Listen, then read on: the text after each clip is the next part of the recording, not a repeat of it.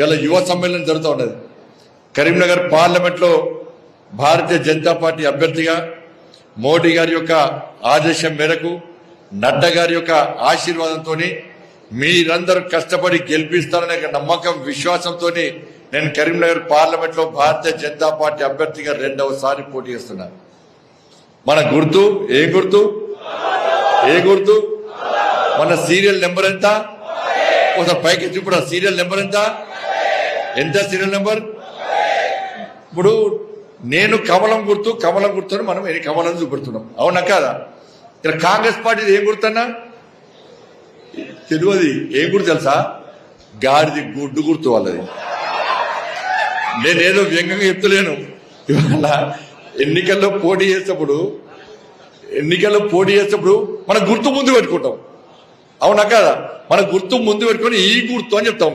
ఇవాళ ఏ గుర్తు అనేది కమలం గుర్తు అని కమలం వేసుకొని తిరుగుతాం మనం, అవునా కాదా? ఇలా రాష్ట్ర ముఖ్యమంత్రి ఏం గుర్తు పెట్టుకొని తిరుగుతున్నాడు? ఏ గుర్తు? మీరు ప్రజలకు చెప్పాలి, బ్యాలెట్ లో గాడిది గుడ్డుటనే ఓటారు, రేపు డేకూరు కాంగ్రెస్ పార్టీకి. వాళ్ళ గుర్తే గాడిద గుర్తు, అవునా కాదా? ఇవాళ వాస్తవాలు అందించారు. ఇలా ముఖ్యమంత్రి స్థాయి నుంచి కాంగ్రెస్ పార్టీ గల్లీ స్థాయి వరకు కూడా ఏ విధంగా వాళ్ళ భాష, వాళ్ళ వ్యవహార శైలి, వాళ్ళ అహంకారం చూసిన తర్వాత 3-4 రోజుల కాంగ్రెస్ గ్రాఫ్ రెండవ ప్లేస్ లో ఉన్న కాంగ్రెస్ పార్టీ ఇలా 3వ ప్లేస్ కు వాడిపడి ఇలా బీఆర్ఎస్ పార్టీకి లేనిపోయిన పార్టీకి అవకాశం, రెండో ప్లేస్ కి అవకాశం ఇచ్చే స్థితికి కాంగ్రెస్ పార్టీ దిగజారిందనే విషయాన్ని ఒకసారి మనం గుర్తుంచుకోవాలి. ఇలా భారతీయ జనతా పార్టీ నిన్న చూస్తాం నరేంద్ర మోడీ గారి విషయంలో చూసిరా? మీరందరూ వీడియో చూసిరా? కాంగ్రెస్ పార్టీ నాయకుడు ఆదిలాబాద్ బహిరంగ సభలో నరేంద్ర మోడీ గారిని ఏ విధంగా వ్యంగ్యంగా మాట్లాడిండు, ఏ విధంగా హేళన చేసే విషయంగా మాట్లాడిండు, అమిత్ షా గారిని ఏ విధంగా హేళన చేసే విధంగా మాట్లాడిండ్రు, రాముల వారిని ఏ విధంగా కించపరిచే విధంగా మాట్లాడారు చూసిరా? మీరందరూ వీడియోలు చూడకుండా పక్కా చూడాలి, ప్రజలకు చూపడాలి.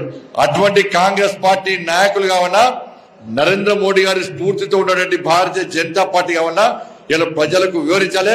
గతంలో ఇదే కరీంనగర్ గడ్డ మీద కేసీఆర్ హిందూగాళ్ళు బొందుగాలంటే ఏ విధంగా తీసి బొంద పెట్టమో ఈ తెలంగాణ రాష్ట్రంలో బీఆర్ఎస్ కాంగ్రెస్ పార్టీ నాయకులు రాముల వారి అక్షింతలను, రాముల వారి ప్రసాదాన్ని చివరకు రాముల వారినే కించపరిచే విధంగా, హేళన చేసే విధంగా మాట్లాడుతుంటే ఈ తెలంగాణ రాష్ట్రంలోని రామ భక్తులందరూ కూడా, రాముని వారసులందరూ కూడా, అక్షింతలు స్వీకరించిన రామ భక్తులు గాని, పులిహోర ప్రసాదాన్ని స్వీకరించిన రామ భక్తులు ఎవరు కూడా వాళ్ళ కాంగ్రెస్ పార్టీకి, బీఆర్ఎస్ పార్టీకి ఓటేయద్దు.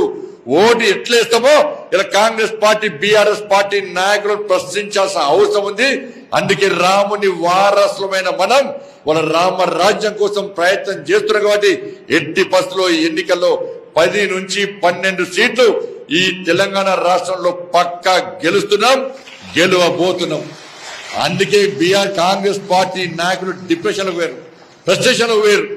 ఏంటంటే మెజార్టీ సీట్లు మేము సాధిస్తే ముఖ్యమంత్రి కుర్చీ ఖాళీ అవుతుంది.